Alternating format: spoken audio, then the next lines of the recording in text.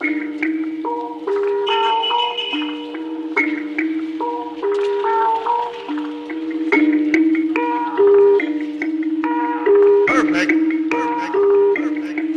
Hey, peace world.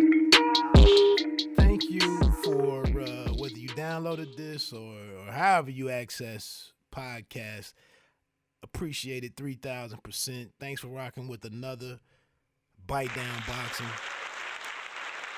podcast. My name is R.L. Woodson, or just Wood. It's kind of a somber episode. I didn't do one last week after returning from a hiatus the week before, but I didn't do one last week despite it being, arguably the biggest fight of the summer with the Manny Pacquiao and Keith Thurman fight, PBC on Fox pay-per-view. I actually traveled last week to the Teofimo Lopez and Masayoshi Nakatani fight in the nation's capital at actually it's Oxon Hill, Maryland, at the MGM National Harbor. And so I guess it was a bit strategic, but there were some guys that's been on the show or been on the Pay Me No Mind YouTube channel where I do bite down boxing videos and coverage over there.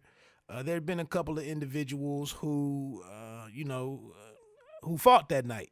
So in addition to being able to see, a guy like a prospect, an up-and-coming contender, I guess, like Teofimo Lopez, it was also, an opportunity to kind of continue my coverage of a couple of friends of the show. That being Tyler McCreary, super featherweight out of Toledo, Ohio, as well as Rolando Nano Vargas, a super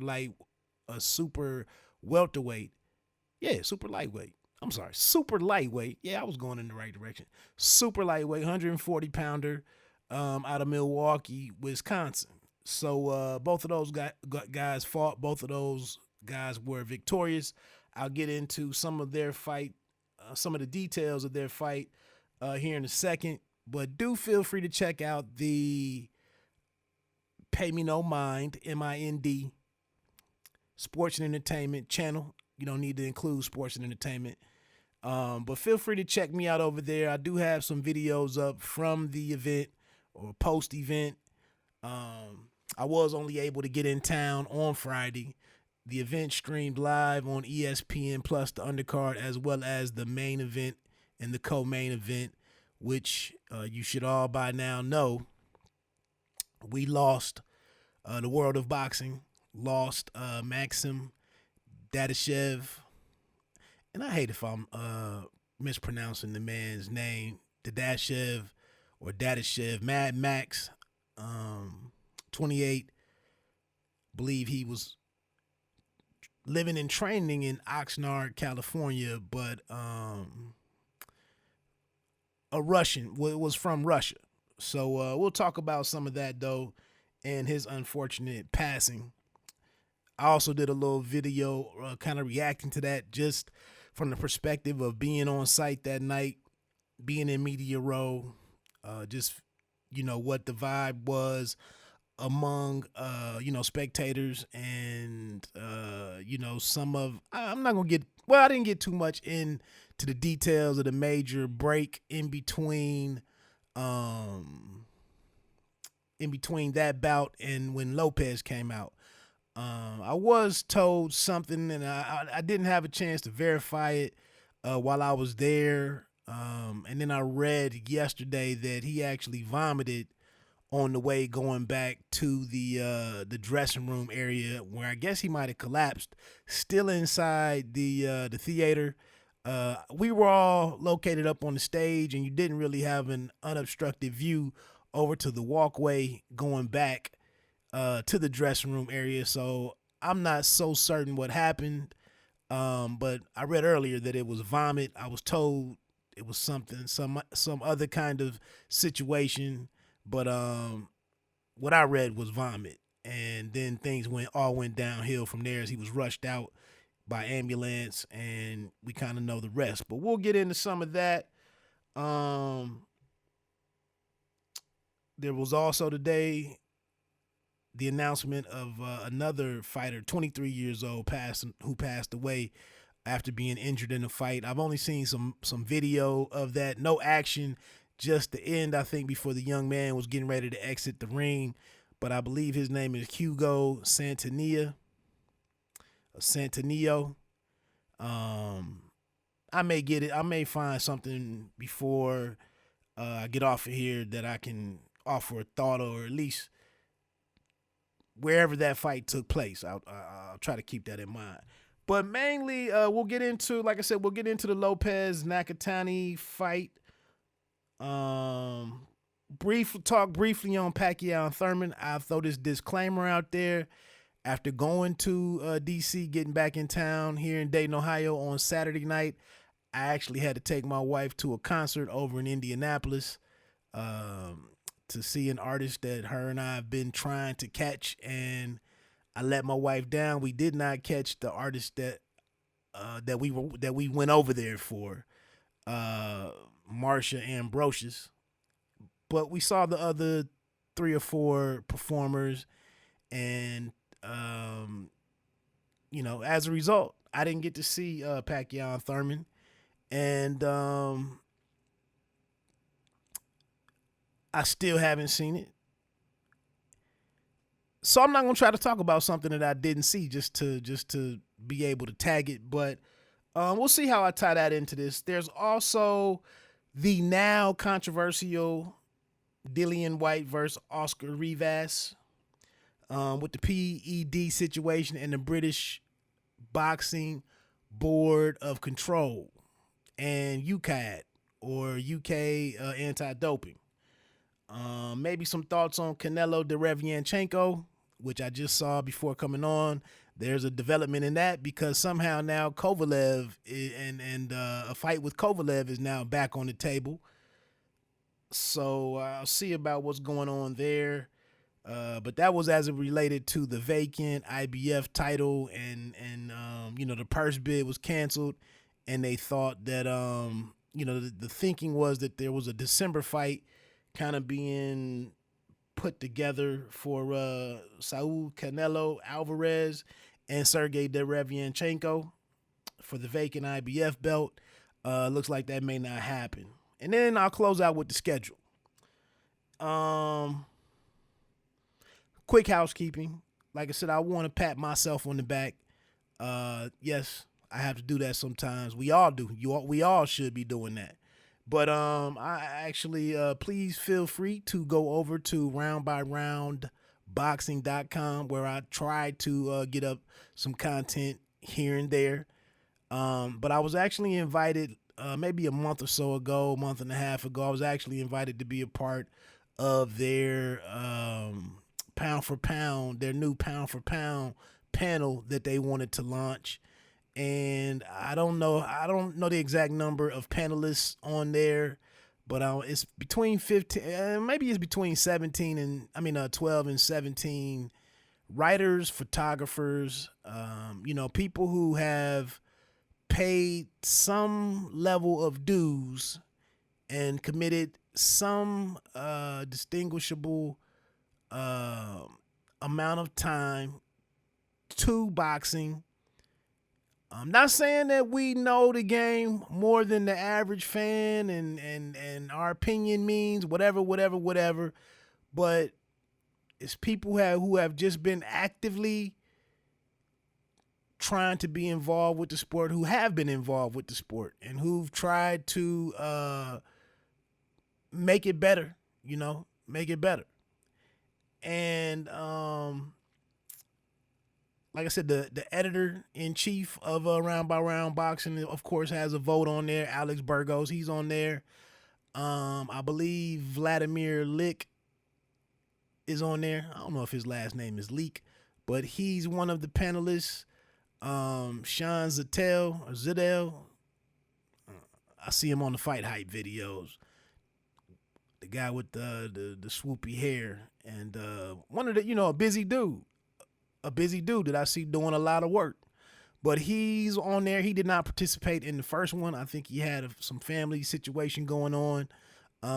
But it's individuals from different websites, from different, like I said, roles. There's writers, photographers, contributors to the YouTube universe, boxing YouTube. But they had some rules. You have to, there's some criteria that was established. I think they're aiming for 3 or 4 rankings a year, maybe. I believe the next one is due around September or something. But you had to answer some questions and put your ratings out there on the, what carries the most weight for you in determining what your pound for pound list is, or how it's ranked, where the fighters are slotted on there. And I'll be honest, I throw out another disclaimer. I've never been a huge pound for pound guy. That's really not my big constant debate in boxing. But I thought instead of complaining about some stuff and not doing anything and not actually documenting anything, I said, well, I'll accept this challenge. I'll begin to focus on it. I'll begin to apply the criteria that they have, and then I'll also develop my own criteria and whatnot, and how I go about putting together my list.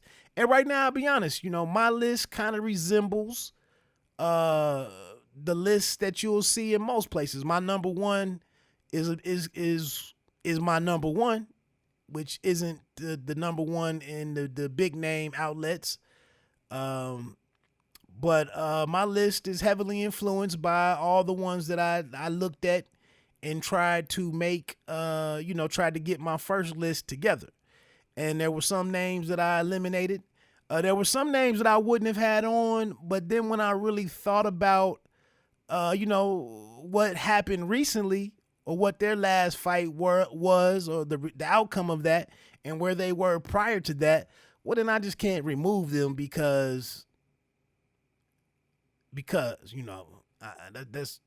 kind of not how it works. So again, when you start documenting stuff, when you start, it goes out to the public, my name's on it, my reputation, et cetera, et cetera. You kind of have to remove the emotion from stuff, personal beef, personal grudges. I'm bad with that sometimes when I'm watching fights. And I've had to think through this sometimes where, a guy didn't do something that I thought he should have been able to do, or I didn't understand why he didn't start doing it. And, I kind of, maybe my interest in the fight waned a little bit. And was I too harsh on that person because they didn't do what I thought they should have been doing, or what they've done in the past? Not to say that any decisions lately have really been impacted by that, but it's a lot of things that we do in watching these fights that make some of our final scoring and opinions on some stuff. Maybe we don't, what's keeping all of that honest is kind of the question that comes to mind. But again, so to finish that thought, some people or fighters that I would have liked to have put into my top 10, this last thing that they just did, perfect example, a prime example being Julian Williams. Yeah, I saw a lot of skill in that fight. I saw a lot of grit. I saw a lot of talent, a lot of ability, a lot of ring IQ, a lot of ring generalship, a lot of resilience to go into Jared Hurd's backyard, and all these ancillary things that I took away from that fight. But at the end of the day, I need to see the rematch probably before I could actually put him on my, on the fringe of my top 10, and maybe is there a way to slide him in at the end of it. Somebody like Triple G, I'm not the biggest fan of, but when you look at, we're splitting hairs in how he lost to a Canelo Alvarez, who is a top 3, a top 2 pound for pound guy for a lot of people. well, how do I just take him off after that one loss? Because I was never the biggest Triple G fan, you know? So it's some different things that in the way that I follow the sport and you know, how I rock with boxing is some things that I struggled with getting this first list together. But like I said, there are a couple of fights. We can see some rematches at the end of it won't happen in the next list, I'd imagine. If it's September is the post date for that. But later on in the year, as some of these rematches play out, you know, when I see a Spence and a Sean Porter fight in late September, which that won't make the September ranking, but you know, that'll have an impact on how I see that. You know, I'll have seen Lomachenko and Luke Campbell probably. Maybe that moves some things around. What are some other meaningful fights out there? Anything else that's made up to the, you know, does Deontay Wilder destroy an older Luis Ortiz? You know, later in the year, if it's ever finalized, Andy Ruiz Jr., if he was to destroy an Anthony Joshua, you know, does he pop onto the list? So it's a lot of things now that I have to, you know, take into consideration. Like I said, my name is on that. You can look at the collective, the panel's top 10, and then I think you can scroll down further and farther, and you know, look at what I did individually. You know, somebody like Juan Francisco Estrada, who I'm a huge fan of. Not just a fan of him, but his skill set.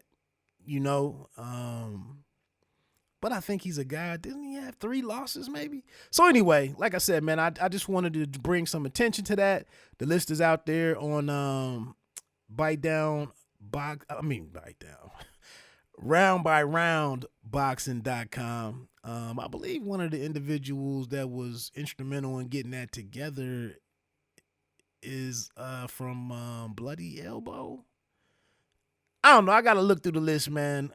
You know, I just did my part and made sure I submitted my stuff on time so that it could be compiled in a timely manner and so that they could get it, you know, get the posting out there. And so I did that. Again, so like I said, I just wanted to call some attention to that. And then do please check out the recent videos from my Lopez-Nakatani trip. That would be videos with Andre Ward speaking on Porter and Errol Spence Jr.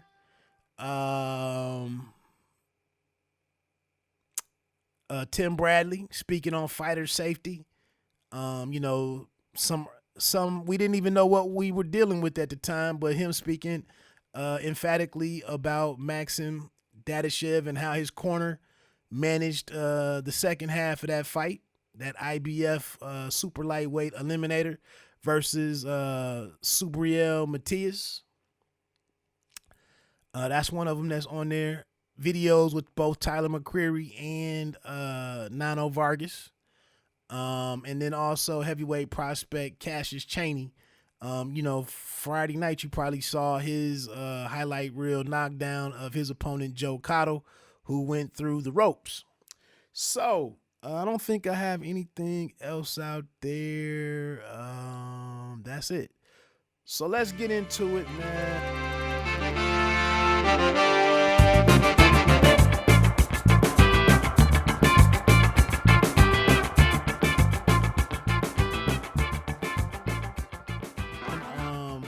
Speaking of the whole Lopez and Nakatani situation, this was an IBF eliminator for the right to face Richard Comey, and ideally the thinking was that the winner of that would face the winner of Vasily Lomachenko and Luke Campbell in early 2020 most likely.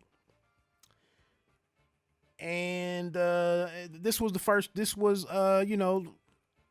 Lopez moving into Teofimo, the takeover, moving into the headlining role in his first main event. And it was an opportunity for him to stream. I mean, this was on the ESPN Plus app versus being a card that aired on ESPN.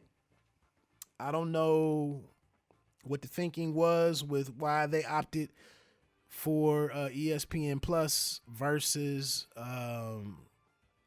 regular ESPN, but that's what they did. Saw some frustration out there from Chris Carlson, who hosts Rope-A-Dope Radio, was finding it difficult. I think saw this on Twitter maybe a day or so ago, but somebody couldn't find the archived fight of Lopez and Nakatani, and as well as Dadashev and Matias, and the thinking was that was never posted or was taken down because of the situation with everything that happened in the wake of the passing of Dadashev. That there was no sense in having that out there. So let me look through the card. Let me look through it real quick and see where I wanted to go with this. Teofimo.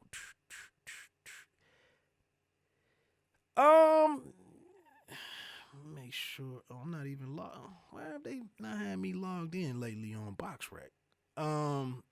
Teofimo winning by a wide unanimous decision, 118-110 on 2 cards, and then Larry Hazard Jr. was in the building. I didn't even realize that. And then Bernard Bruni had it 119-109. Wide on the cards. Many in the press area, thought Nakatani was deserving of more than 2 rounds. At the end of the day, I thought a good fight.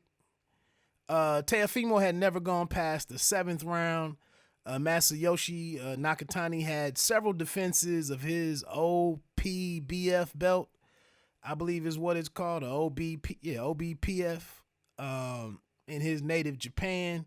He came in motivated by Ryoto Murata's revenge TKO in the 2nd round of Rob Brandt.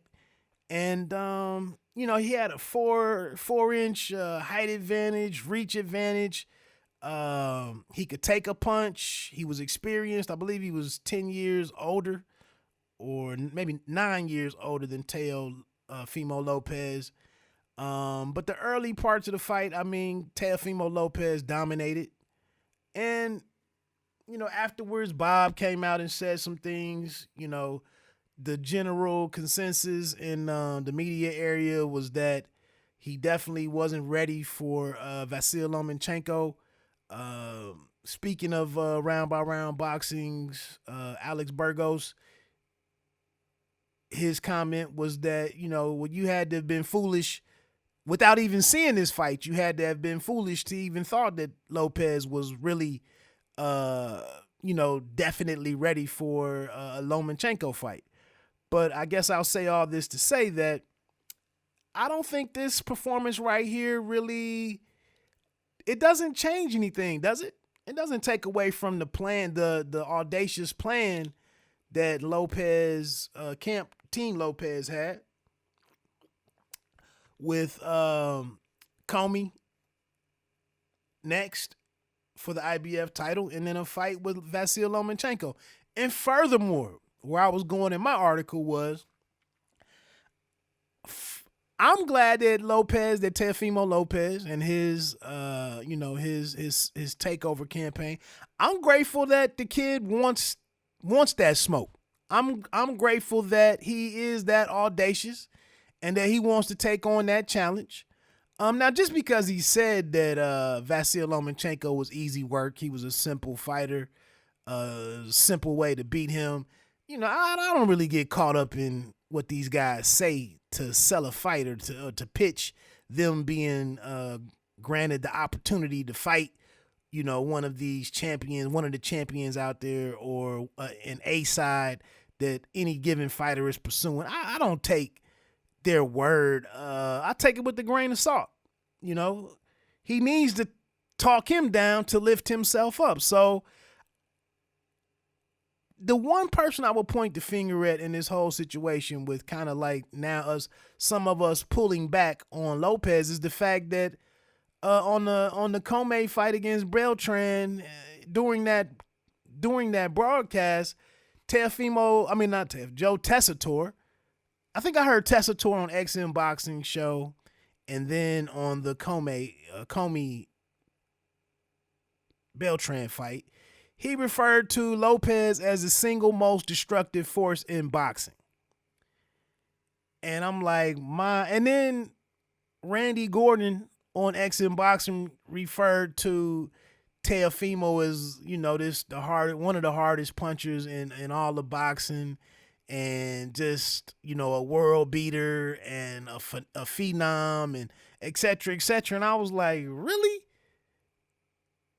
Seriously, like already? I mean, the Menard knockout, the beatdown of Edness Totley, William Silva. I mean, those were good wins. Magdaleno, the closing sequence there. But the single most destructive force in boxing over Deontay Wilder's right hand? Is he better than David Benavidez? Is he better than Caleb Plant?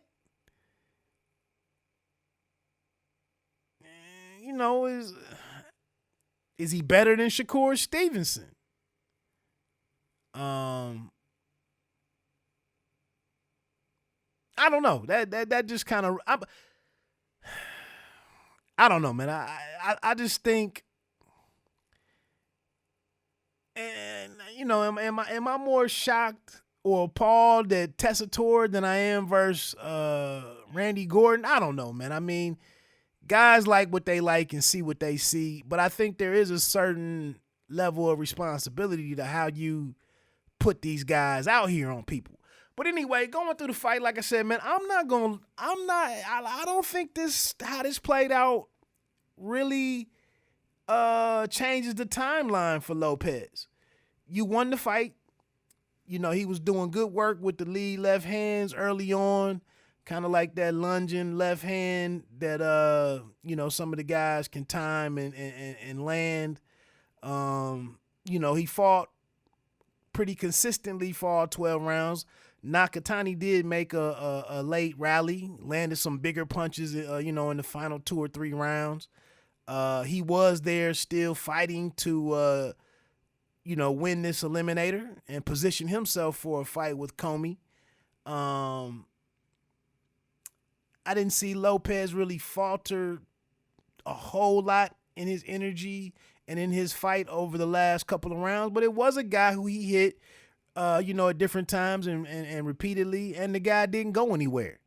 And he was a guy that had a big 9th or 10th round whenever it was when he really walked Lopez down and landed some good shots and used that length. But I liked what I saw defensively from Lopez for throughout the fight. He took some good shots. I never really saw his legs give or his legs go. I never really saw him in trouble. He did have some difficulty in, chopping down the taller fighter and, sustaining an attack to get into a situation to finish or try to finish the guy. But at the end of the day, he got the victory by a wide margin. He confirmed that he can go 12. He can see what kind of level, I mean, the hell, to jump from 7 rounds to 12 rounds, I mean, that's significant in and of itself. Does he have to go back and reconsider how to some of the more elite guys, some of the better guys, world champions, multi-division champions, will you have to put together a different output, a different work rate, to knock some of these guys out versus sitting back and, strafing guys like William Silva and Totlis? These better guys are going to stand up to power. You're going to need more than power. You're going to need to set traps. You're going to need volume. You're going to need a guile. I mean, it's more things that come into play with putting away, elite guys. And they're going to have better offenses than what he saw from Nakatani. So, of course, like I said, I don't think the test and how he took this test and how he fared in it, I don't really see it altering the timeline a whole bunch. And he's another guy who's on the clock in terms of managing his weight, which he brought in some special team. I don't feel like looking up the name of that, something nutrition, to help him out over the next 9 to 10 months, I guess, to make sure that, he stays within a weight where he can comfortably get back. Well, so that the fight can, the title fight can come to fruition. Nakatani,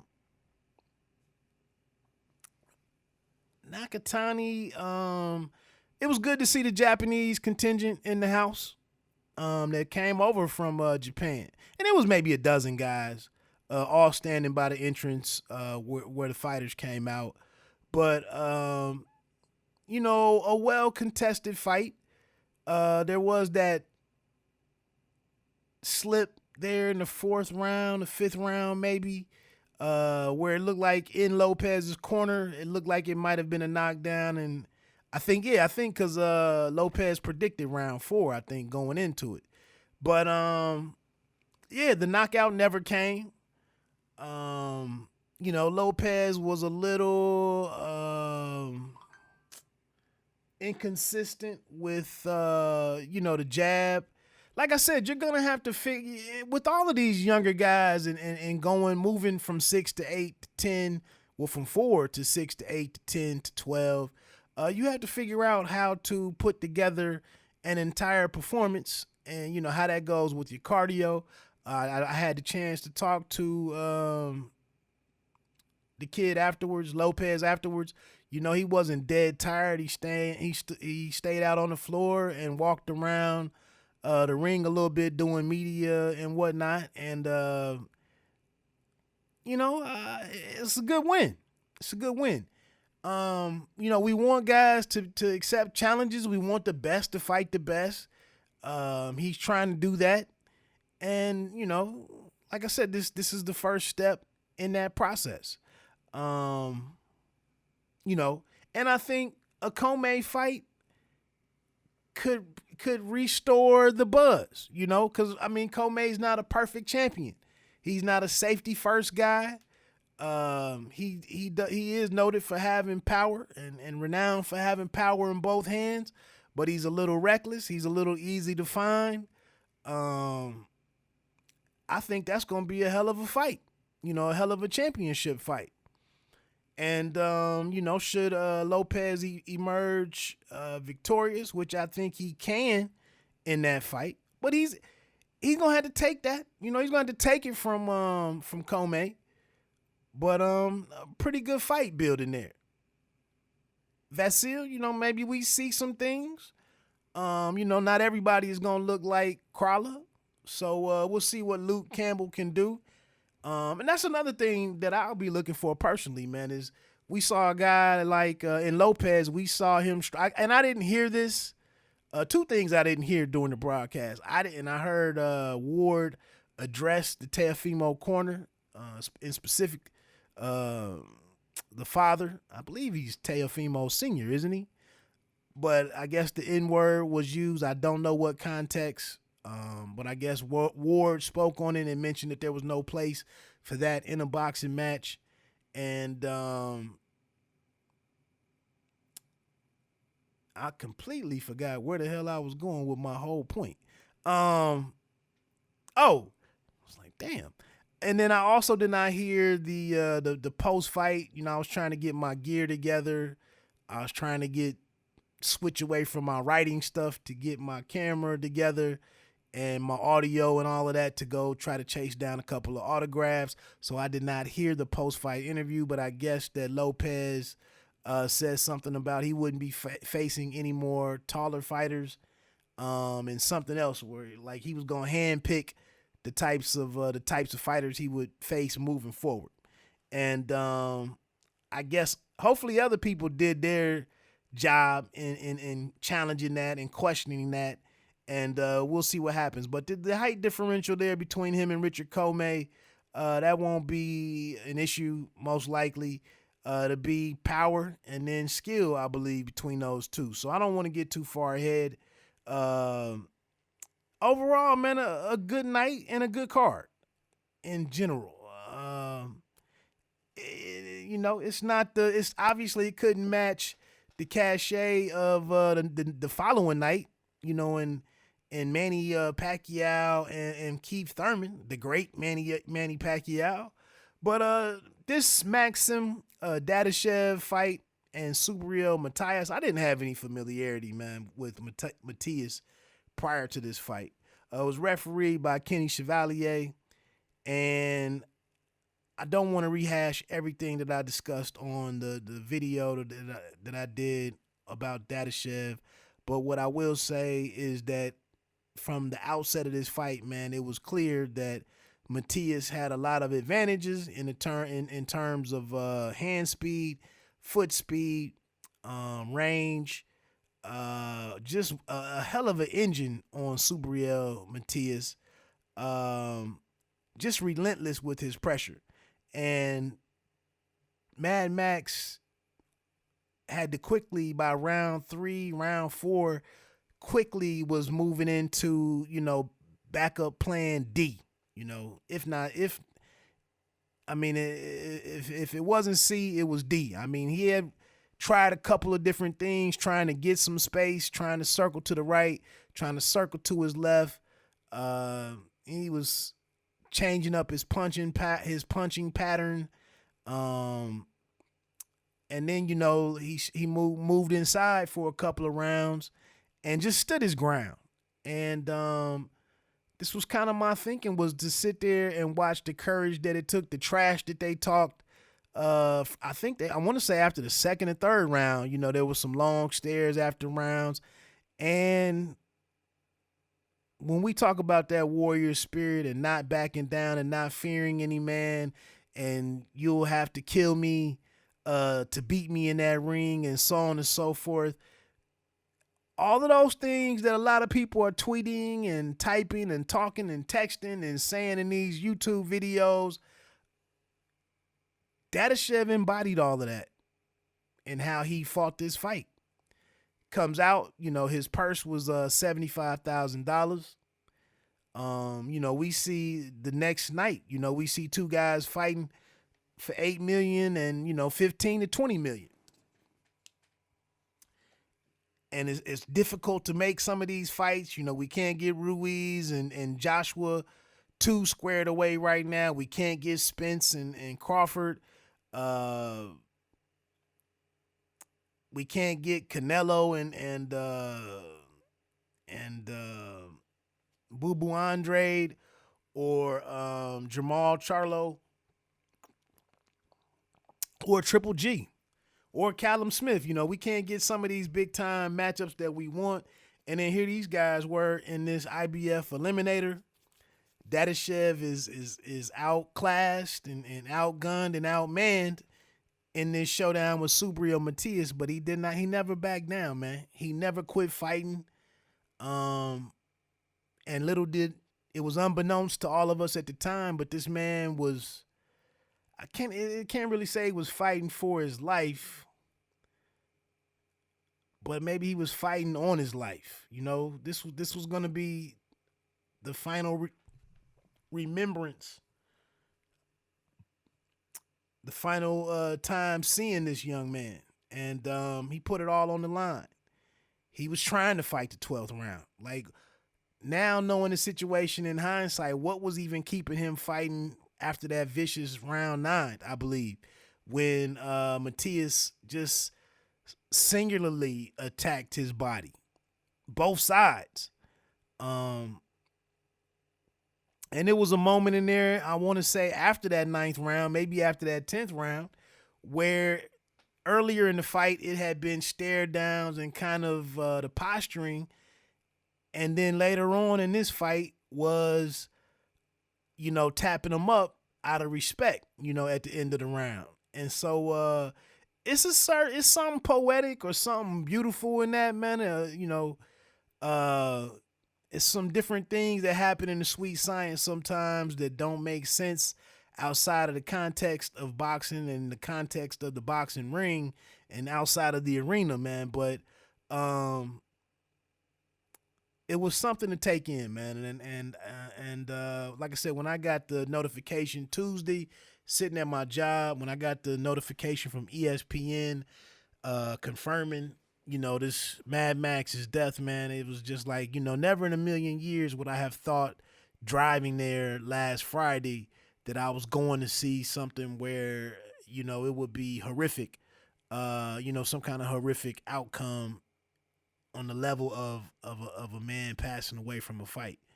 And as I mentioned, we have Hugo Centillo, who fought Saturday and was only 23, and that announcement has come out. So, from Bite Down Boxing and, yours truly, I just had nothing but respect and admiration, and can't do anything but offer my most sincerest condolences to that man, a fallen warrior, and his wife, and his child, and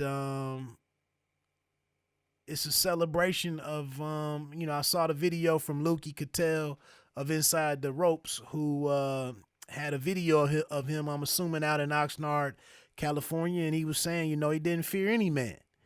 And like I said, man, I'm sitting here now I've been hard on Tank about his opponent Saturday and why he won't get this, why doesn't he want to fight a Vasyl Lomachenko? Like, why are you so, you play coy and don't acknowledge the guy and all of that. But then we have guys like Dadashev out here who wanted to face the best and wanted the toughest challenge and wanted the biggest glory. So, just sad, man. He doesn't, the corner talked it over. I guess from what I understand, Buddy McGirt wanted to stop the fight after the 9th. And that 9th was a vicious round, but it went over into the 10th. I think it slowed down a little bit, went through the 11th, picked up again, and then Buddy was like, I got to stop this thing, man. It's no longer a community decision or a democracy over here, man. We got to stop it. And, it all played out the way that it did. Opening that night was on the ESPN Plus app in the undercard stream was Esquiva Falcoa against Jesus Antonio Gutierrez. That was eighth round TKO by Falcoa. Falcoa was just had more tools. I liked how he turned it up when he turned it up. Gutierrez was just following him around most of the night, trying to stay close to unload, and wasn't comfortable matching up with Falcoa in space, quickness. But I like when Falcoa got him hurt and went on and got him out of there. Who else? Let me see where I want to go on that card. Cassius Chaney had a pretty good showing against Joel Cottle. But he knocked him through the ropes, hurt him and wobbled him a couple times. And then as he was coming in on Chaney kind of pulled a chair leg off on him, moved to the side, I believe, and caught him with a big shot. And his momentum kind of plus the shot staggered, phasing him even worse, caused him to go on and completely lose control. There was nobody at the wheel, and he went on and went crashing through the ropes and miraculously easily beat the 20-second count. Got back in the ring, and the action resumed. He got stunned another 2 good times, had the legs all wobbly, and then finally the referee, Dave Braslow, stepped in and waved it off at the 152 mark. Cheney said later on that fight had been in the work. Cotto had been calling him out for 3 years or something, and he just said he continues to grow and get better. And he had some heavyweight guys that he did want to see. In the video, he spoke on his thoughts on potentially facing another up and comer such as Jermaine Franklin. I asked him about Joey DeWelko, who's become pretty popular here since the June 1st Anthony Joshua and Andy Ruiz fight. So please check that video out. Let me know what you think. The hometown guy, middleweight Dusty Hernandez Harrison. That was a pretty good fight. I was moving around a little bit at that particular time. I was trying to get some interviews, before the main card started. But a good showing from Dusty Hernandez. He added a knockout of Juan Diangel in the 7th round, a TKO at the 234 mark. Pretty good performance for him. He was a bit patient. And when he finally, saw the opening to end it, he closed the show. Pretty good performance for him. Where else did I want to go on that one? Super featherweight, like I said, Tyler McCreary out of Toledo, Ohio, moving over from Rock Nation. This was his second fight with Top Rank after coming off a draw the first time out against, I know it was Castaneda, but it was a draw. Feel free to check out the live stream that I have on the Pay Me No Mind Sports and Entertainment channel. I had a live stream with Tyler McCreary doing Q&A maybe a week and a half ago or so. That's on there, and then you can also check him out in the post-fight interview. But he gets the split decision win against Jesse Chris Rosales. He admitted, it was a lot tougher than he expected.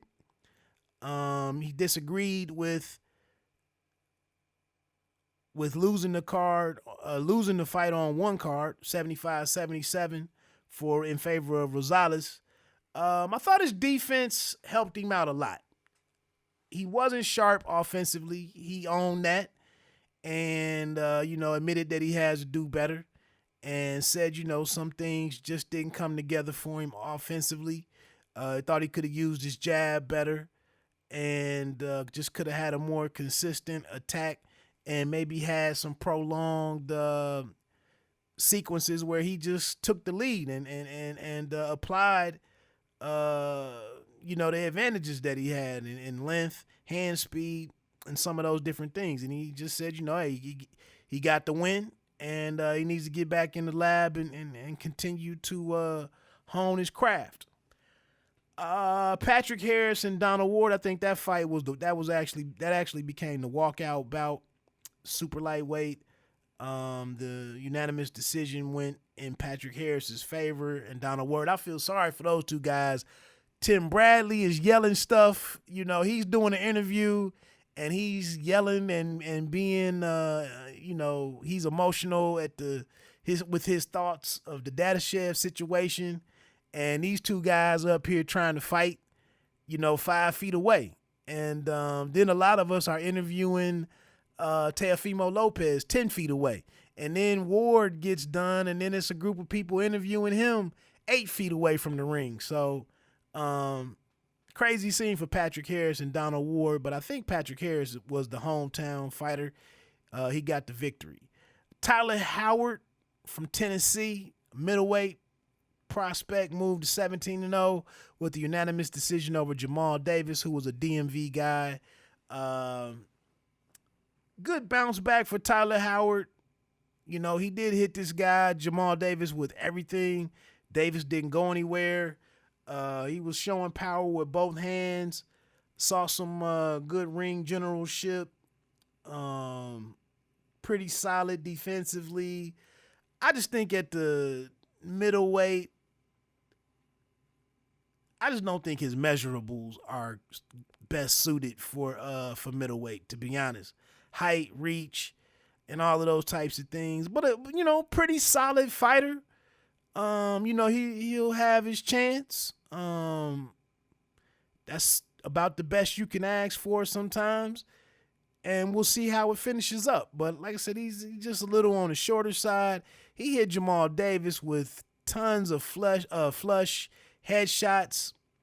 And Davis just, tough guy, but he'd been stopped before.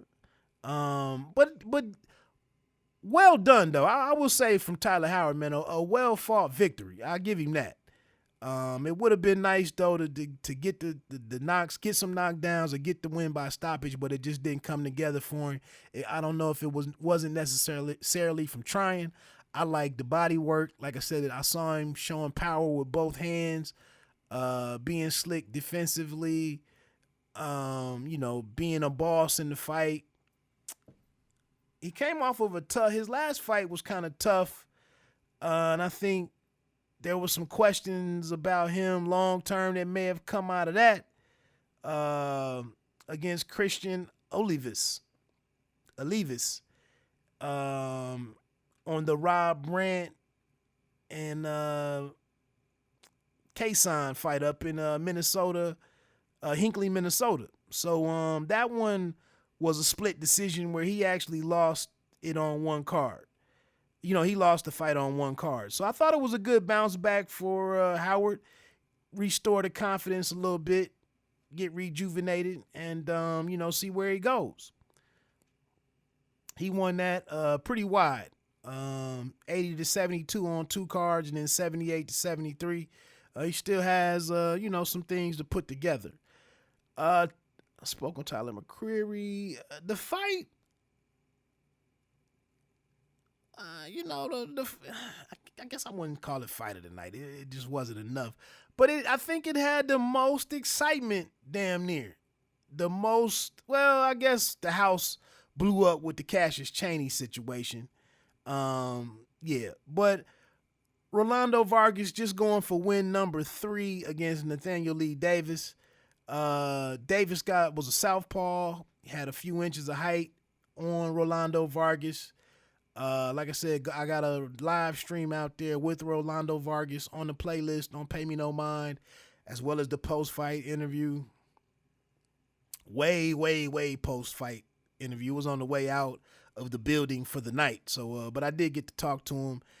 Feel free to check those out. Please subscribe to the channel. And if you like what I'm trying to do, please, like the video, maybe leave a comment, put a flame, just put a flame or a bicep or a fist or something. But subscribe to the channel, help out, so that I can get out to more events. I would have liked to been able to live stream and kind of give you some behind the scenes stuff possibly. But there really wasn't a good platform for me to live stream on where there's a center mass of the people that check out anything that I do.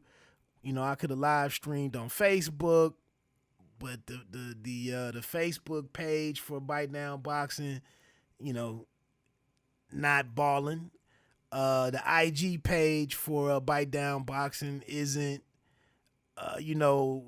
doing big numbers.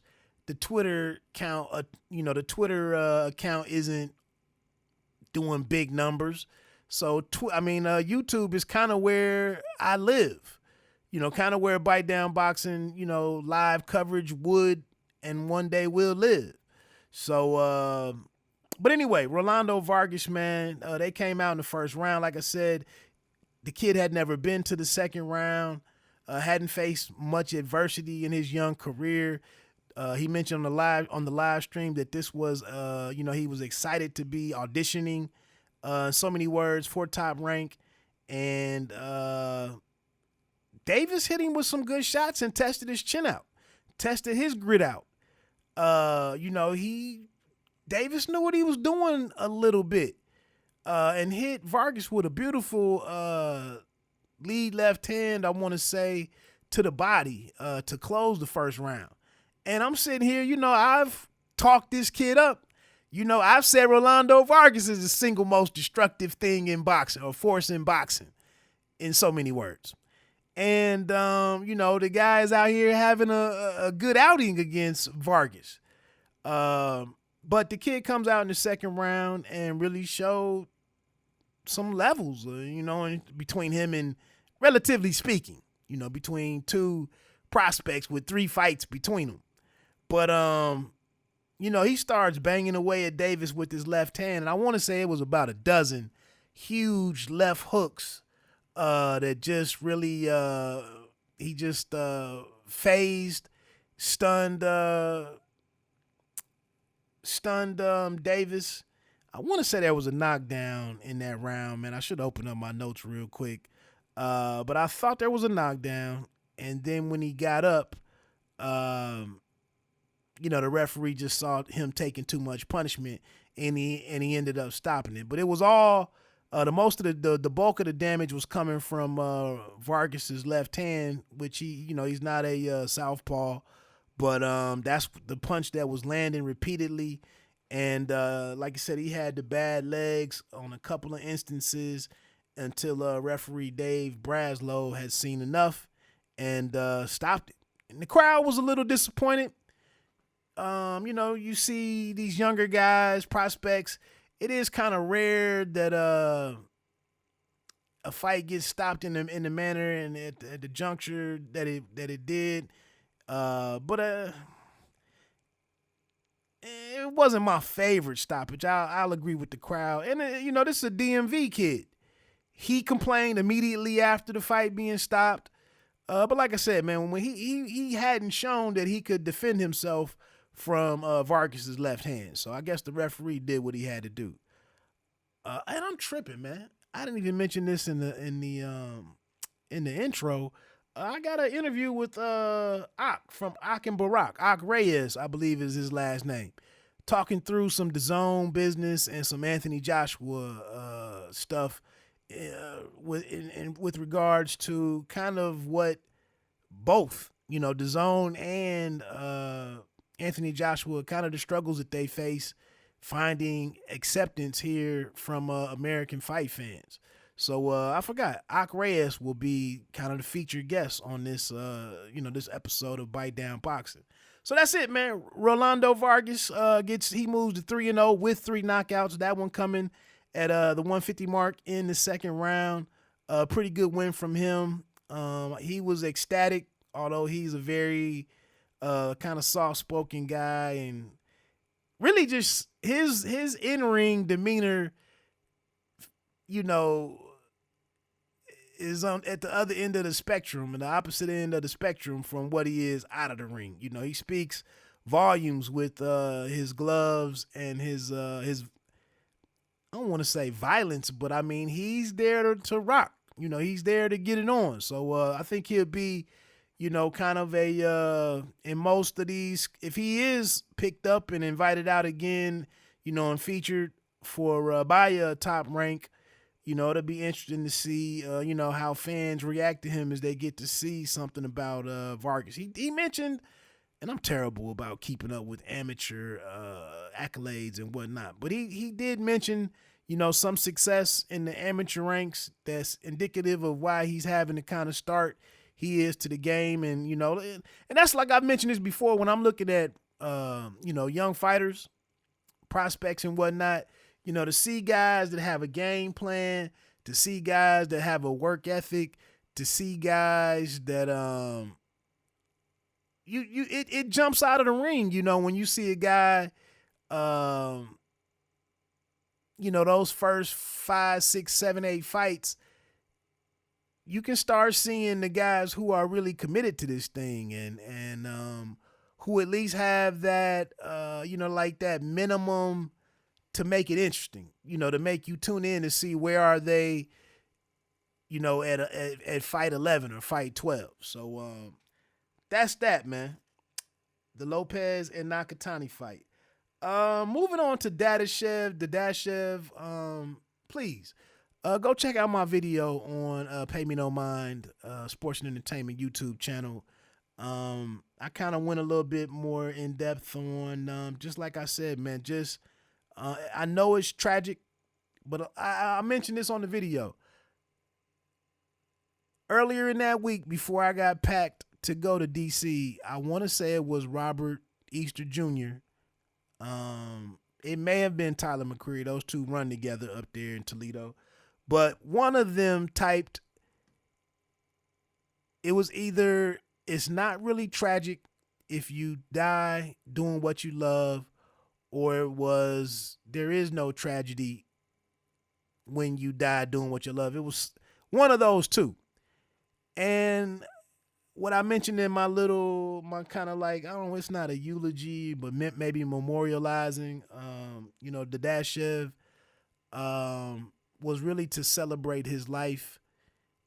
And even though I didn't know, I've seen a couple of fights of Dadashev, and he was one of the reasons why I wanted to go and check this fight out, to see what he was going to do moving forward. But, it's just to celebrate his life, man, and someone that knew what they wanted to do and knew what it took to make it happen, and were highly committed to it. And it's unfortunate, it's horrific for the family, but there was no backing down in that man that night. Maybe too brave, too courageous for his own good. But,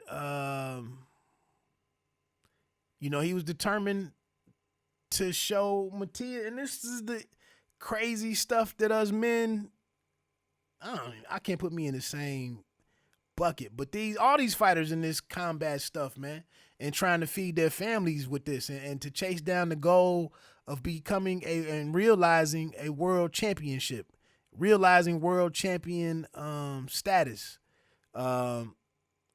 It takes a lot, and he was there to give it all. So while it was tragic,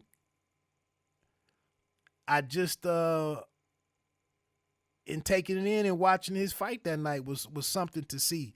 Like I said, against a guy who was outclassing him. Whyte, Pacquiao and Thurman. Again, I didn't see it. I don't know how I'm gonna see it. Looking at today's situation with the PED situation, the PED story breaking on Dillian Whyte, now I feel a little bit better about what my whole issue here in the aftermath with the talk resuming of Manny Pacquiao versus the greatness of his greatness versus that of Floyd Mayweather. My whole thing was, I don't even know what I just saw Saturday night, because they didn't take the time to implement VADA testing in this big budget, big dollar fight, 20, 27, 28 million, 30 million in the purse. And 3 months of VADA testing couldn't be included in all of that. As a reigning world champion, you don't demand that. But that became the story, like I said, with the Dillian Whyte situation becoming public. I also do feel good about not putting down my $75. I would have went to go check this out at the movie theater, but I feel a little bit better about going on and keeping my word to my wife. If I was driving to the fight, taking money from the house to take that trip to see that fight, then I come home and as a husband, if you married, you got to give to get. So I gave up Saturday to go do my thing in person Friday. So it was what it was. It was a little disappointing with the Lipinets fight, him getting a late replacement, which he defeated in 2 rounds. And this is, again, with this pay-per-view model, man, and staying committed to the pay-per-view model. You guys, Yordenis, you guys washes Omar Figueroa. Tons of details in that one that didn't kind of make sense, but he got washed. Caleb Plant versus Mike Lee on the opener, which was on Fox, which did some great numbers, by the way. 1.1 million was the audience, I believe. But he absolutely blows through Mike Lee. That fight, in my opinion, was staged the way it was. That was a staged fight to shine more light and get things going for Caleb Plant. Read into what I'm saying right there. That was a staged fight. You know, you bring Mike Lee down from light heavyweight. He was world ranked in one organization, and he comes down to super middleweight and gets blasted in 3 rounds. What was the other fight? I think that was it. Lipinets, you guys. Lipinets was supposed to have faced Molina Jr. And I want to say that was there one more. Was there one more that night?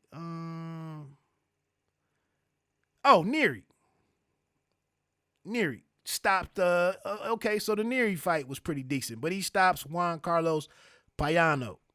And then F.A. Ajagba goes the distance with Ali Aaron Demirizin. So, and I heard some good things. I think that might have been on the Fox show, though, I thought. Any other names I see on there? Oh, Austin Dulé got a victory. Oh, against Justin Paldo. I've seen that name before. 3-round TKO for Austin Dulé, who got served up a while back by primetime Christopher Colbert. Abel Ramos. So, hey, if you saw it, the frustrating thing was, you know, in the aftermath, people, expressing their allegiance to the PBC. Everything else sucks, blah, blah, blah. Okay, whatever. And then, you know, all of the with Manny Pacquiao pulling out this victory, the first round knockdown, becoming the oldest person, the oldest fighter, best or supplanting Sugar Shane, who was 38 when he won a welterweight title, and now Manny does it at 40. All of that, the whole Mayweather Pacquiao 2 tie-in, etc., etc. It was a good night, man. I'm happy for the PBC. I'm happy for all of the PBC fans. I hope you got your money's worth. Get ready to do it again for the Spence Porter late September. And did I say earlier the Wilder? I think that the Wilder and Ortiz got moved back to October or something, didn't it? Maybe even December, October. Anyway, if I misspoke earlier, I apologize. Whyte and Reyes, I don't even want to go into the fight now. You know that Reyes knocked him down in the 9th round. Whyte was he didn't look good physically to me in terms of his fitness. Had a little belly on him, a little extra weight, and whatnot. I did see some good things with him with the some double left hooks, going to the body, ripping to the body and whatnot. That right uppercut, double left hook off the ropes. The way he got up from the knockdown. It was some different things in here. I would say from 1 through 7, I would say neither guy really gave me any impression that they posed a threat to Deontay Wilder. Since this was, to become the mandatory to him, I'm measuring both of these guys up against this and then seeing, Whyte come in not looking the sharpest in his movement. Like, you're not going to be able to, well, you weren't. Now that we had to go through the PED thing, but you weren't going to be able to stand in front of Deontay Wilder and not punch as much, to have a low work rate. Fill in the blank. I mean, I wasn't seeing anything that was like, I can't wait to see one of these guys versus Wilder. He wins the decision. What was it? Like I said, I just watched this earlier today, and then he won it 115, 112, 115, 112, and then 116, 111 for the interim to become the WBC interim world heavyweight champion. Okay, so fast forward to today. I did watch plenty of that undercard too. Nothing that I really care to speak on. But the story comes out today that UCAD, UK Anti-Doping, gets the test. They have the story comes from Thomas Hauser at BoxingScene.com, who puts it out there that he was contacted by somebody who was aware that there was a failed A sample, but according to how everything is written up with this BBBOC, British Boxing Board of Control, the fighter who fails can appeal, and until that is adjudicated, which can take over a year, the only person that has to be notified is the fighter himself, and probably in this case, the promoter, Eddie Hearn, was advised. They knew. The appeal could have taken 24 to 48 hours to test the B sample, but that did not happen. And the fight went forward. And the word is that today was when Team Reyes learned that there was a failed test. Automatically, right there, everybody should be beyond appalled. I mean, boxing in the UK, as great a market as it's been, as awesome as it's been to watch the Dear Caroline stuff and the 70 and 80,000 fans in the seats and all of that stuff, and all of the specter that's become, and the good time and them supporting their guys. All fighting should halt there immediately.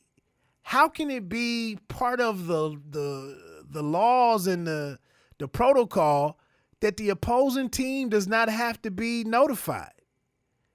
I mean, how can you make up the decision for somebody to put them in the ring with somebody who's been using performance-enhancing drugs?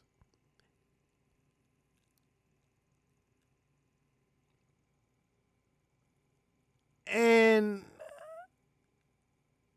I don't get into all of this tit for tat. Eddie Hearn was speaking on. Eddie Hearn spoke. He said what he had to say on Jarrell Miller when he failed his tests. He threw some comments were made about Manny Pacquiao and his performance and what fueled that. And I don't get into all of that. But I've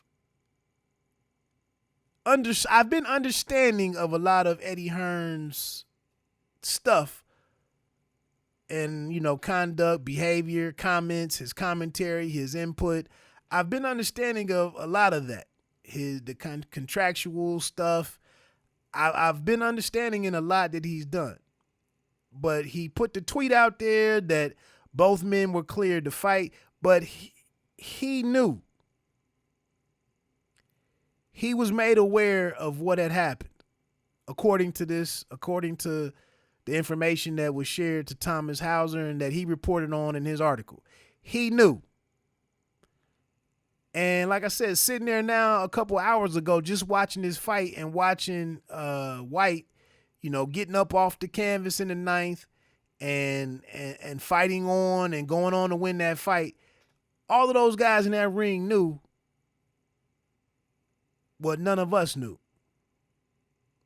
And that's what that he was dirty, and who knows, in second thought, how do we know that that they didn't know that Rivas didn't know? How do we know what they did or didn't know? And that's covered for them. But the BBB OC comes out and says they issue a statement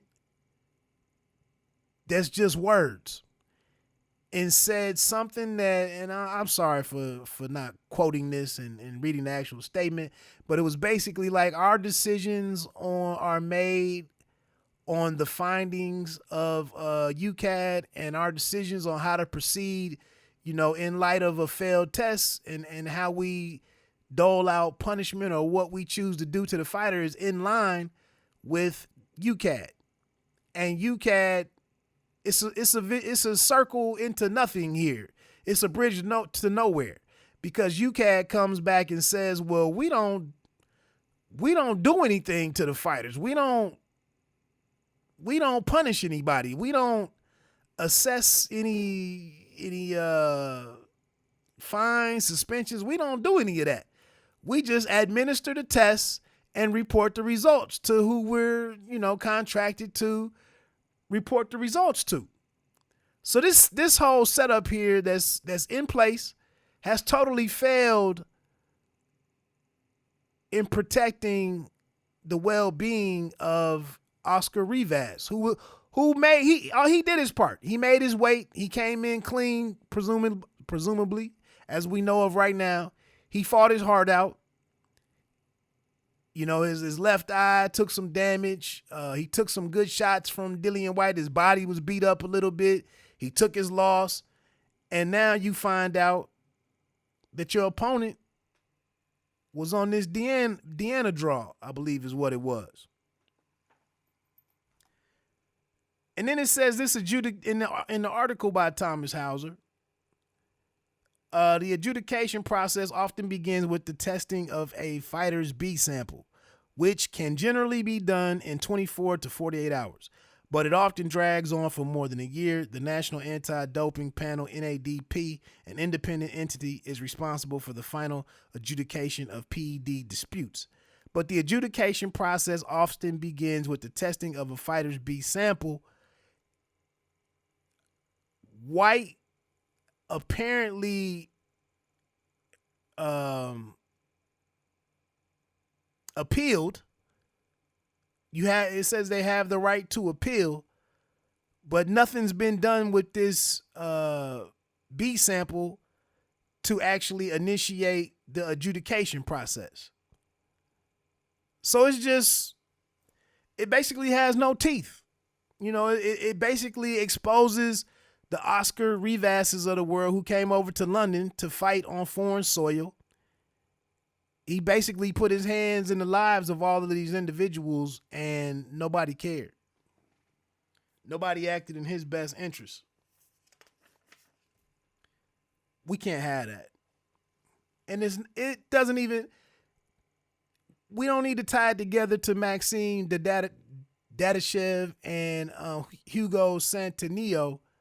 I did see where the Russian Federation wants to investigate what happened with Maxim Dadashev.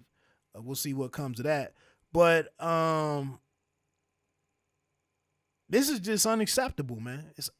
And I'll get ready to move on, but I know this weekend is a Eddie Hearn promoted event with Jose Ramirez and Maurice Hooker in Arlington, Texas, and that was already put together. But before Eddie Hearn heads up another event in his country, they should get to the bottom of something. It should be a hearing of some kind before he's allowed to head up another event in this country. I'm sorry.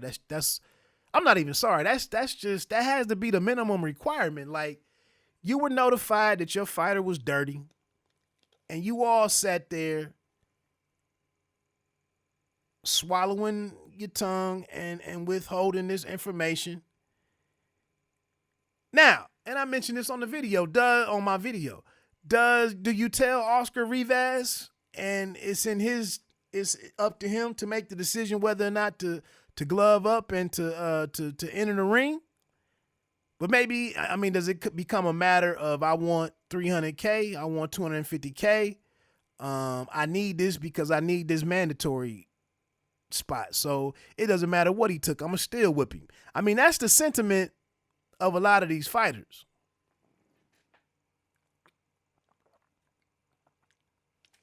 Or if there's a situation, this was a 12-rounder, if we're going into the 9th round to the 10th round, and you were notified beforehand and you went on with the fight anyway, but now you sitting here, this man gets up when you knock him down. Maybe you've taken an X amount of punishment. You see that you're not confident that you can knock him out or knock him down again and get back into this fight. You know he's on something. Do you get to the 10th round? Do you get to the 11th round and say, well, hell, I gave the fans a show. I gave it my shot, but I can't win. I'm going to go on and fight another day. You know, we're going and, go on and advise the referee that it's over. But from the beginning of the day, all of the right protocol needed and to keep this fair and to promote the safety and the well-being of the combatants, all of this stuff needs to be above board. It needs to be better than what we just saw here. It has to be. And it's a shame for a country to sit here and have this on the books that we just notified a person. Who the hell wrote that? We notified a person.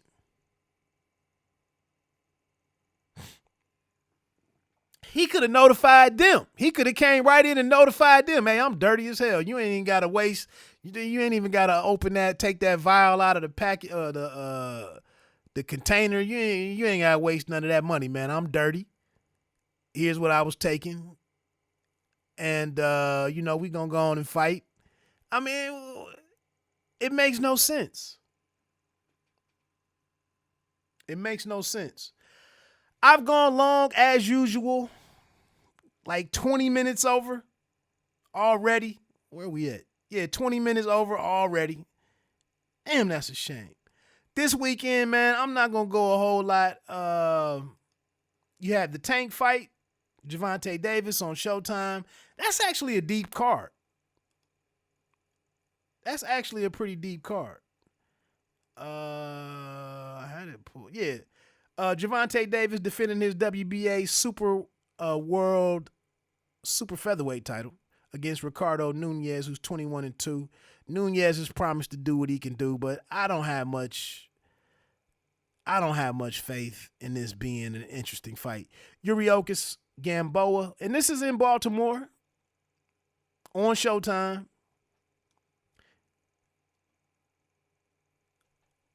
Yuriorkis Gamboa against Roman Martinez. Lightweight Ladarius Miller versus Jezreel Corrales, who's 23-2. Ladarius Miller 19-1. Good chance for him to prove whether he's going places or not against a name like Jezreel Corrales, who's I've seen him do a couple of things. Super middleweight Ronald Gavril versus Von Alexander. Alexander is the older brother, I believe, of Devin Alexander. This is a good matchup. Shouldn't go the distance. Middleweight Emmanuel Aline, fresh off the fight back in May against Karabov, against Freddie Hernandez. Jason Velez is on. It's a lot of action on this card, man. The DMV's Malik Hawkins 15-0 against Jonathan Steele. Lionel Thompson, Brian Vera. Richardson Hitchens was in the building last Friday at National Harbor. It looks like he spent most of his camp in Baltimore training alongside Gervonta Davis. He faces 7-1-1 Tyrone Crowley. That'll be a super lightweight fight. Super flyweight Dylan Price, 8-0 against Samuel Gutierrez, who's 16, 23-6. Dylan Price was a, he was a coveted prospect for the Mayweather Promotions camp until he was defeated earlier this year on Facebook. And I just looked up when I saw this O back on his record. And I'm like, how the hell did he get an O? So I'm wondering if there was something found in the individual the fighter that upset him back in January. But Dylan Price is on there. Kenny Robles, Kareem Martin. A deep card. I mean, I really wish I could have made it back this weekend, but man, ain't gonna be able to do it. I expect Gervonta Davis to clean up Nunez pretty quick, to be honest. I really do. Miller and Corrales could be a little interesting if you know that Ladarius Miller once defeated, WBO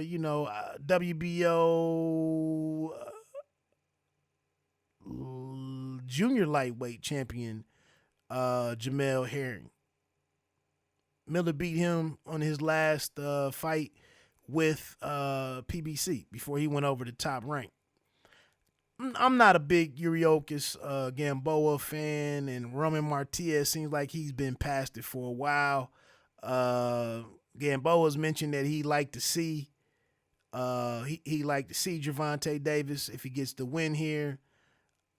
What was that? Castanelos, who beat Gamboa, knocked him out.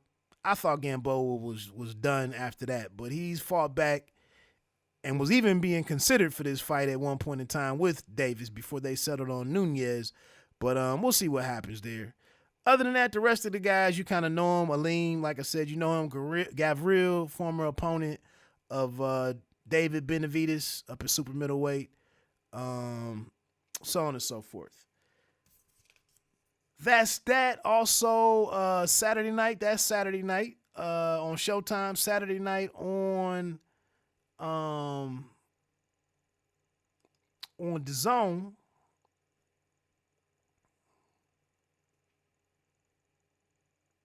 Saturday night on DAZN. I thought I had it open already. Oh, I did. Jose. I'm tripping. Getting my stuff together here. Maurice Hooker and Jose Ramirez. Jose Carlos Ramirez in Arlington, Texas. Eddie Hearn, the promoter. I thought so. Those guys are in a unification bout, putting their WBC and WBO titles on the line.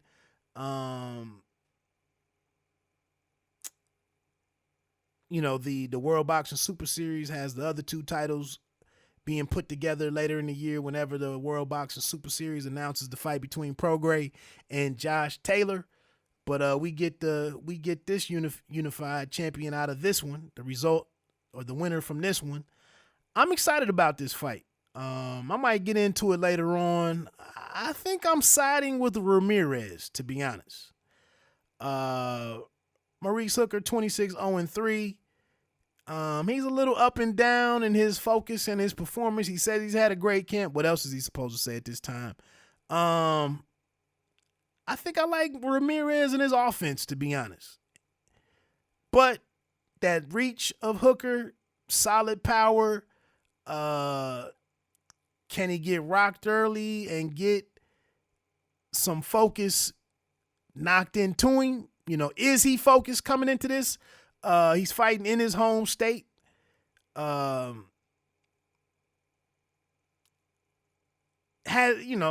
see. I think right now today, man, I think I'm going with Ramirez, who's a pretty decent offensive fighter. I don't know if he does any one thing that jumps out at you and that's truly elite, but an all-around solid fighter. Like I said, I like his offense. I expect it to be a very interesting fight. We need fights on DAZN. Those of us that subscribe to it, this fits the bill. I'm in. I'm there. Super featherweight IBF champion Tevin Farmer against another international guy, Guillaume Frenois, 46-1-1. I would expect Farmer to win. He's he's the most active guy. He's one of the most active champions out there. I knew who Jono O'Carroll was, but come on, bro, like it's time to get a real face across the ring from you. Featherweight Tremaine Williams against Yenifel Vicente. Joey DeWelko, Marat Gassiev came out of that, and now Joey DeWelko, 19-7-4, will face Rodney Hernandez, 13-7-2. Nikita Ababe's back in action. Damn, he's 5-0. Middleweight Junior Calzada, who's 6-5-1. So, no real step up for him. Austin Williams goes for win number 3. He's a middleweight signed to Eddie Hearn's Matchroom Boxing USA. He's going up against an 0-2 fighter in Jabrandon Harris. Nobody else on there really stands out to me. I was about to say I know Carlos Dixon, but that's definitely not the Carlos Dixon from down in Louisville. So that's pretty much it, man. We get to see what Tevin Farmer looks like. DeWelko coming off his newfound fame with allegedly knocking out or knocking down Anthony Joshua going into the fight with Andy Ruiz. Does he take care of this Rodney Hernandez guy? He says now he's more devoted, committed to his career and so on and so forth. We'll see. Austin Williams, Raw, like I said, 2-0, and Nikita, Raw, 5-0. But these are the guys that if the zone is around in a couple of years, that's their future. So, anyway, not a whole lot left to do, man. Like I said, did I get that done in 12 minutes? Yeah. So, oh well. Hey, man, not thanks for rocking with me. I'm going to get into this chat with, like I said, Reyes of the Sweet Scientist over on DAZN.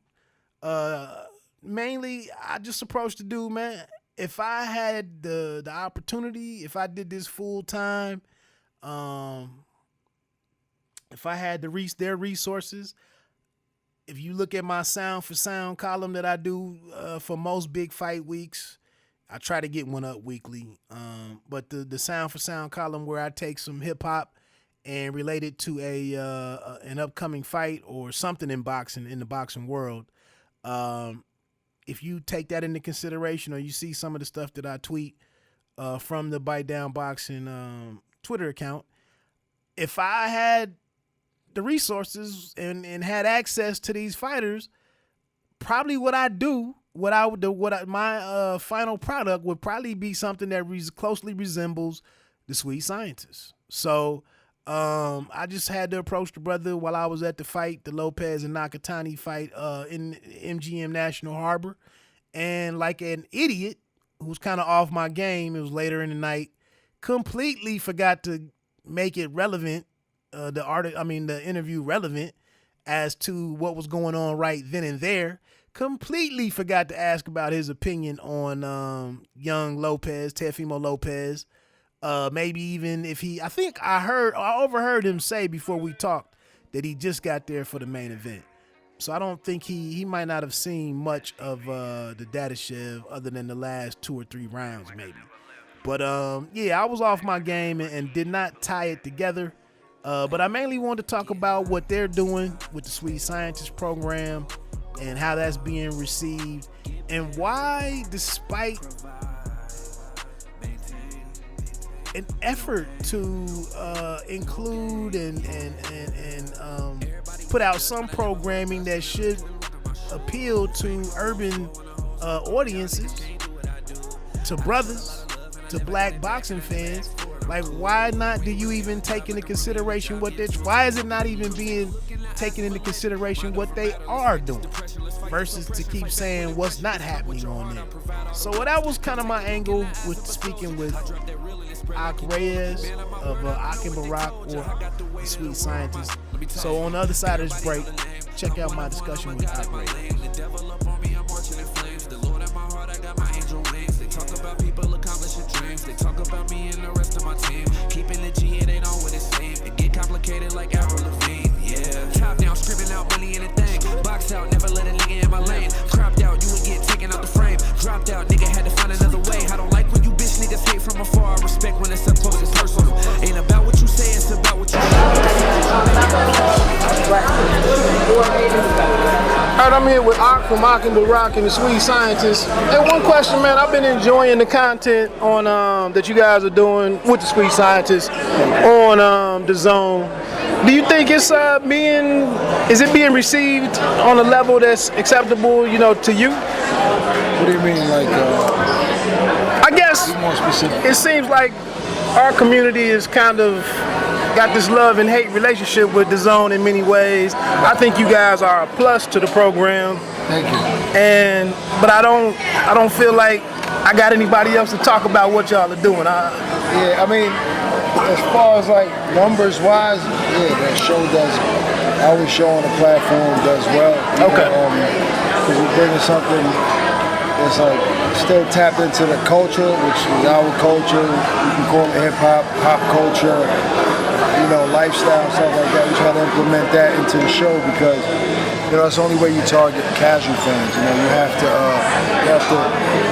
talk about things that, you know, like hardcore fans, they're gonna watch every platform. They're gonna watch every fight. You know, those fans. Like the fans that are complaining, they're still watching the Zone. Those are hardcore fans. We're targeting casual people that don't watch every fight. So you want to draw them in with other content like the pull-up, which has become a very popular segment where we pull up on shows. Mm-hmm. You know, we just shot one with Danny Garcia, and we try to break that wall down at, you know, with other networks and promoters. Yes. We have every fighter on our show, regardless of what platform he fights on or promoter he's with. And that was a plus. I talked about this on some of my YouTube videos and on my podcast. Mentioned that, you know, I think that's dope that you guys are being at the forefront of that. I saw Shakur over there with you guys. Porter was on there with his dad. And like I said, I think that's a positive. Yeah, Gary Russell was on there. Yeah, Gary Russell. Just shot a pull-up with Danny Garcia. It was coming out in a couple of weeks, which was huge. You know, we found one of his trolls and pulled up on him. So, you know, I mean, I think Al Heyman and those guys are starting to understand that, you know, this is just promotion and bringing awareness to the fighters. So, and the Zone, obviously, they're with that whole way of thinking. You know, that was one of the things that we all agreed on before we signed the contract with them. How's it been for you two, or yourself speaking for you individually?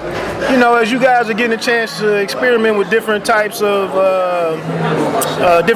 content, different types of videos and whatnot.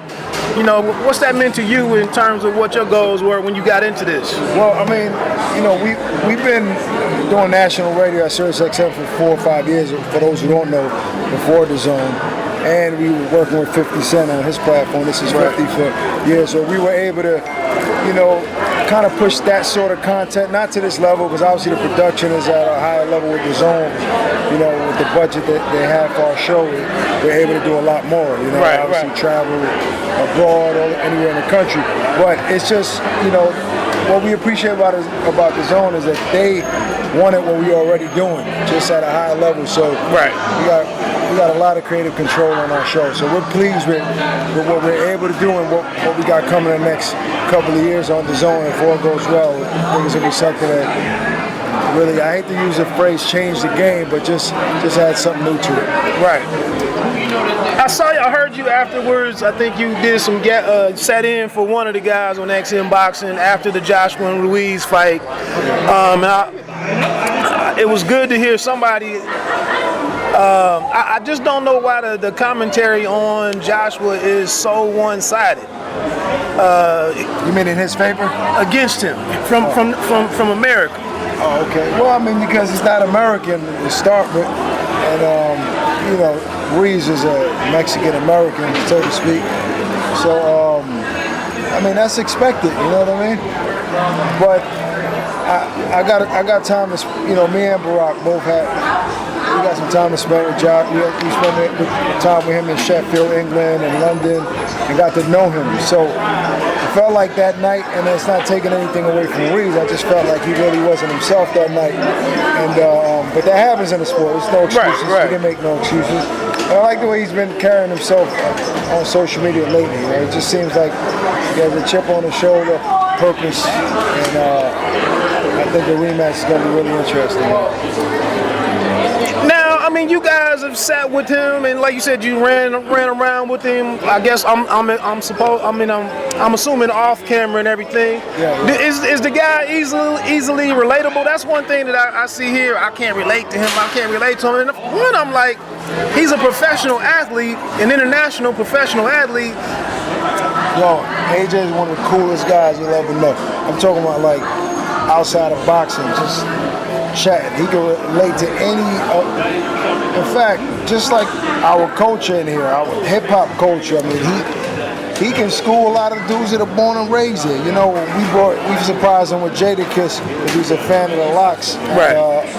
You know, during fight weekend, he was quoting lyrics of Jada songs that even Jada forgot. You know what I mean? That's how much of a student in the game he is in terms of culture here in America. So anybody who says they can't relate to him in America, they not part of pop culture here. You know what I mean? So, you know, dude is cool. Like all the way 100, you know what I mean?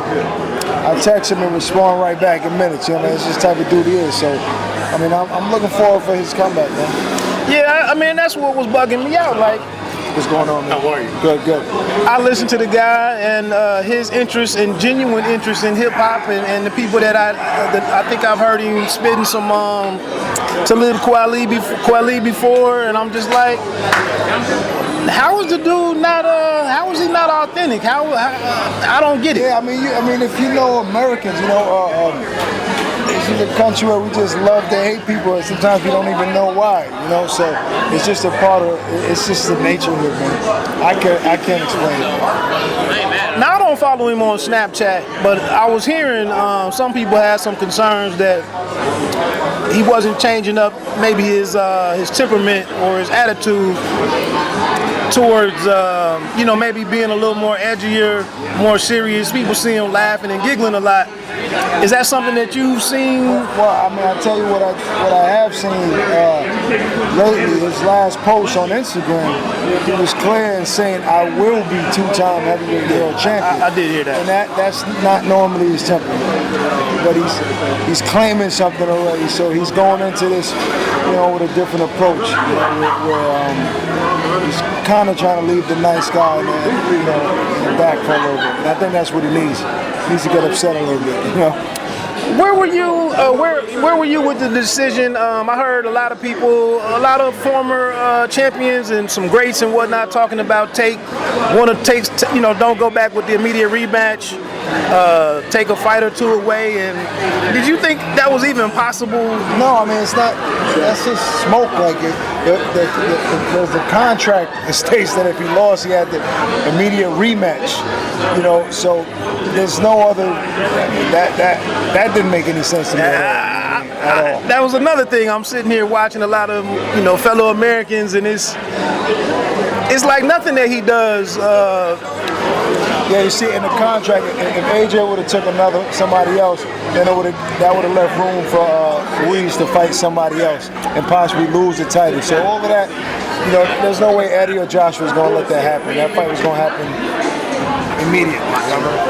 Do you think it's going to happen in Cardiff or Madison Square Garden? It seems like if you look into this enough, it seems like he really doesn't want to fight at Madison Square Garden. Not really. Like he would agree to it, but no, it's the other way around. He does want it in the Garden. You know, his promoters are the one that wants it in Cardiff. You know what I mean? And that's the reality of it. Joshua wants to right that wrong in the same place where it went wrong. Okay. You know what I mean? But he's not going to turn on a fight in the UK. You know what I mean? So if Eddie Hearn is able to situate that in Cardiff, which I think is where it will happen, obviously he's not going to be against that. It's his hometown. You know what I mean? But Joshua would fight in the Garden. He would prefer to. Where are you with that rematch and how you see it playing? I know it's really early. Yeah. I mean, right now, I think that just looking at everything and you know the way Andy's been kind of treating everybody, like after the win and all of this, like I just find out some crazy shit about, you know, the way Andy is switched up, you know what I mean, with a lot of people. So it kind of has me like just leaning towards AJ. I mean, I'm going to be biased, you know, because I know the guy personally, you know, I've built a friendship with him. But just speaking boxing-wise, I think that AJ should beat him in the rematch. I think that he's going to come there with a whole different mindset. I think he's just too big, too strong, even though Andy's a hell of a fighter, good hand speed. I think that if both of those guys are fighting their best, I think AJ is a better guy. That's what I'm saying. And I think he's going to make a big comeback and win big and stop Andy somewhere throughout that fight. You think it could be a trilogy then if that was to happen? I don't know, man. I think that you know, as far as the contract, if I'm not mistaken, it's just for the rematch. Okay. I think if AJ gets him out of there, I think he's going to move on. Okay. You know, to something else. I don't see a trilogy. But, I mean, if it's a hell of a fight, AJ wins, I think the fans will call for it. It'll still be a big money fight, so it's possible. Last question, I didn't mean to interrupt you, but you're with the Zone and you're pretty familiar with the roster and everything. Who's the athlete or the fighter that you're most excited about? You know, maybe over the next 18 months, 24 months. There's another superstar in there somewhere that you're excited to see more of? I would say, you know, Devin Haney. Okay. I still love my man Tevin Farmer. I think Tevin, even though he's accomplished so much, you know, in his career after his first 4 losses, I still think he's an underdog. I still think people, because he's not stopping guys, people don't give him the credit he deserves. So I think he's gonna reign and do well. But you know, I mean, we all excited to see what Canelo does next. You know, but in terms of like future and young guys, I think Devin is a guy to be excited about. Callum Smith? I don't know, I think Canelo's gonna beat Callum Smith soon. Okay. When they fight. Okay. But Callum Smith he's a good fighter. Don't get me wrong. It's not gonna be easy task, but I think that fight's gonna happen eventually. And I see Canelo winning. All right. Well, like I said, man, I just wanted. If I couldn't even ask you a question, I did just want to say I appreciate what you guys are doing on there. I make YouTube videos, and I see, you know, you guys, like I said, branching out and expanding, and that's got to be exciting to be creative. And I just think it's adding to the app. I appreciate it, bro. Thank you, man. What's your name? Wood. Yeah. So Bite Down Boxing. You on Instagram? Yeah, I followed you a couple weeks ago. When you really on the job, like I'm really on the job, get into it, tell me how can you lose? I ain't got nothing but do on my schedule, do with the flow in that booth, I go federal. Bring your bitch through, she get fucked on a sectional. She go to God, I come through like the reverend. I am the one, I think I'm Keanu Reeves off in that box. I feel like Apollo Creed off in that twat. I'm no beginner, I move like a winner, you move like a nominee. These are the days of our lives, pain in our eyes. Mindful of wisdom that came from the wise. I made mistakes and I learned from them all. My reputation was tainted at times. I jumped when I should have been patient at times. Love when I should have been hateful at times. We beefing cause these niggas ain't of our kind. If they creeped in, the consequence came with it. That would have been so much better. I warned you. That would have been so much better had I closed off in my defense, if I can defend myself, we were talking in the food court, you know, at 1 in the morning, 1:30 in the morning. He had his people with him. He had a couple of partners with him. And me and him were standing up over them while we were at a high table. But I don't talk over people's food, man. And I guess I could have asked him, hey, can you step right over here a little bit? And maybe I could have finished and touched on the ESPN action from the night. But I didn't do that. So I didn't tie it in. I did get his thoughts on, as you just heard, on his potential winner in the rematch of Ruiz and Anthony Joshua. So I did something, but I could have been sharper right there. Let me do my thing, man. I gotta get on out of here. Maybe go out here and cut this grass, although I do have to still edit this whole thing together. But Bite Down Boxing, I know is all about. I know I always end it with, excuse me, you don't have to be great, but you have to start to be great. Which I touched on that with the whole pound for pound thing. I didn't go into my other spiel about get out here and learn where you can start refereeing, learn where you can start judging. I ain't even gonna sit here and say go and find some fighters, because fighters take money and they take it takes a lot of resources to support and sponsor a fighter through those early stages. But there's no reason why people can't get involved and quit just complaining about how boxing is failing. Again, go inquire about how you can start judging, some amateur bouts.